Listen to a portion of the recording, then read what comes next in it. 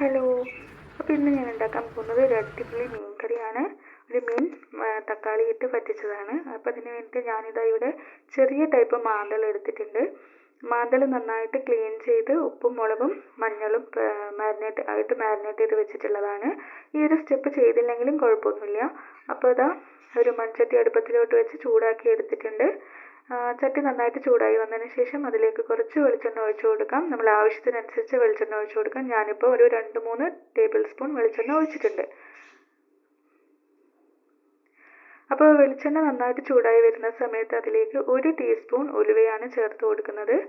അപ്പോൾ ഉലുവ ഒന്ന് പൊട്ടി വന്നതിന് ശേഷം നമുക്ക് ബാക്കിയുള്ള ഐറ്റംസ് ചെയ്യിടാം.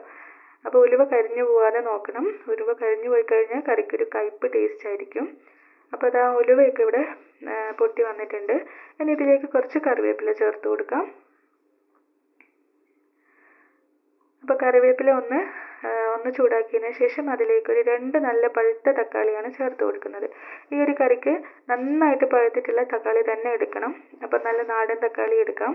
അപ്പോൾ 2 നല്ല വലിയ തക്കാളിയാണ് ഞാൻ എടുത്തിട്ടുള്ളത്. അപ്പോൾ തക്കാളി ചേർത്തിട്ട് നന്നായിട്ട് വഴറ്റിയെടുക്കാം. ഇനി ഈ തക്കാളി നന്നായിട്ട് വെന്ത് കിട്ടണം. അപ്പോൾ അതിന് വേണ്ടിയിട്ട് ഇനി ഇതൊന്ന് അടച്ചു വെച്ച് വേവിച്ചെടുക്കാം. ഇടയ്ക്ക് തക്കാളി 1-2 പ്രാവശ്യം ഇളക്കി കൊടുക്കണം. അല്ലെങ്കിൽ മൺചട്ടി ആയതുകൊണ്ട് തന്നെ പെട്ടെന്ന് അടി പിടിക്കാനുള്ള ചാൻസ് ഉണ്ട്. അപ്പോൾ അതാ തക്കാളി ഇവിടെ നന്നായിട്ട് വെന്ത് വന്നിട്ടുണ്ട്. ഇതുപോലെ നല്ല മാഷായിട്ട് വരണം, എന്നാലേ കറിക്ക് നല്ല ടേസ്റ്റ് ഉണ്ടാവുള്ളൂ. അപ്പോൾ ഇനിയിപ്പോൾ തക്കാളി വെന്ത് ഉടയാത്ത തക്കാളി ഉണ്ടെങ്കിൽ നമുക്ക് തവി വെച്ചിട്ട് അതൊന്നങ്ങ് ഉടച്ചെടുക്കാം. അപ്പോൾ അതാ ഇനി തക്കാളിയൊക്കെ നന്നായിട്ട് വെന്ത് വന്നു. ഇനി ഇതിലേക്ക് നമുക്ക് ആവശ്യത്തിനുള്ള ഉപ്പ് ചേർത്ത് കൊടുക്കാം.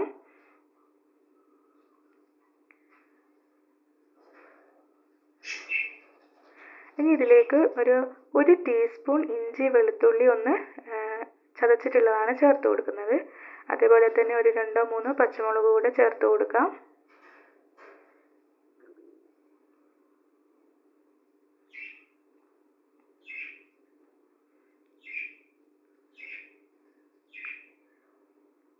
പിന്നെ ഇതിൽ പൊടികൾ ചേർത്ത് കൊടുക്കാം. ഒരു 2 ടീസ്പൂൺ മുളക് പൊടി ചേർത്ത് കൊടുക്കാം. എരിവ് നോക്കിയിട്ട് അതിനനുസരിച്ച് ചേർക്കാം. അതേപോലെ തന്നെ ഒരു 1/2 ടീസ്പൂൺ മല്ലിപ്പൊടി, ഒരു 1/4 ടീസ്പൂൺ മഞ്ഞൾപ്പൊടി, ഇത്രയും ചേർത്ത് നന്നായിട്ടൊന്ന് വഴറ്റിയെടുക്കാം.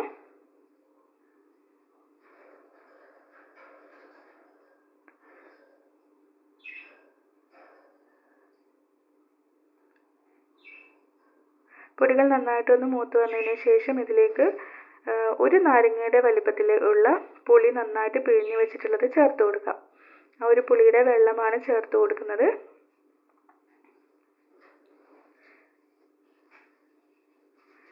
ഇനി ഇതിലേക്ക് കുറച്ചുകൂടെ വെള്ളം ചേർത്ത് ഗ്രേവി ഒന്ന് റെഡിയാക്കി എടുക്കാം.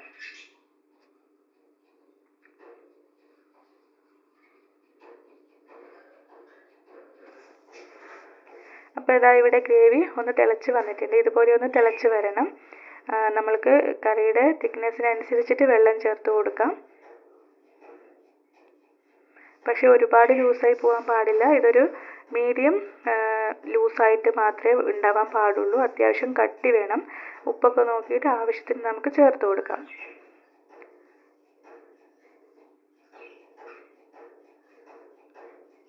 അപ്പോൾ ഇത് ഗ്രേവി ഇവിടെ തിളച്ച് വന്നിട്ടുണ്ട്. ഇനി ഇതിലേക്ക് നമുക്ക് ഫിഷ് ചേർത്ത് കൊടുക്കാം.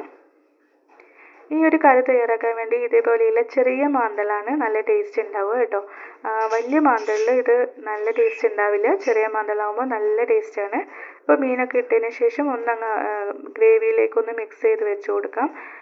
ഇത് ഒരുപാട് ഇളക്കി കൊടുത്താൽ പെട്ടെന്ന് തന്നെ പൊടിഞ്ഞു പോകും. ഇനി നമുക്ക് അടച്ചു വെച്ചിട്ടൊരു 5 മിനിറ്റ് മാത്രം കുക്ക് ചെയ്താൽ മതി. ഇടയ്ക്ക് ചട്ടി ഒന്ന് ഇതുപോലെ ചുറ്റിച്ചു കൊടുക്കണം. ഒരിക്കലും തവിയിട്ട് ഇളക്കാൻ പാടില്ല. തവിയിട്ട് ഇളക്കി കഴിഞ്ഞാൽ മീൻ മൊത്തം പൊടിഞ്ഞു പോകും. പെട്ടെന്ന് തന്നെ വേവുന്ന മീനാണ്. അപ്പോൾ മീൻ ഇതാ ഇവിടെ വെന്ത് വന്നിട്ടുണ്ട്. ഒരു 3 മിനിറ്റ് ആയപ്പോൾ തന്നെ മീൻ അത്യാവശ്യം വെന്ത് വന്നു. ഇനി ഒരു 2 മിനിറ്റ് നമുക്കിതുപോലെ ഓപ്പൺ ചെയ്ത് വെച്ചിട്ട് വേവിക്കാം.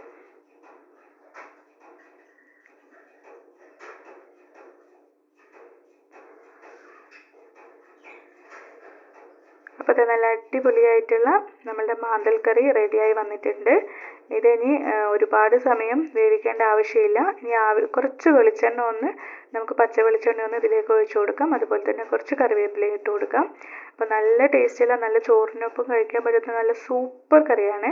എല്ലാവരും ഒന്ന് ട്രൈ ചെയ്ത് നോക്കൂ. നിങ്ങൾക്ക് ഇഷ്ടപ്പെടുകയാണെങ്കിൽ ലൈക്ക് ചെയ്യാനും സബ്സ്ക്രൈബ് ചെയ്യാനും മറക്കരുത്. Thank you.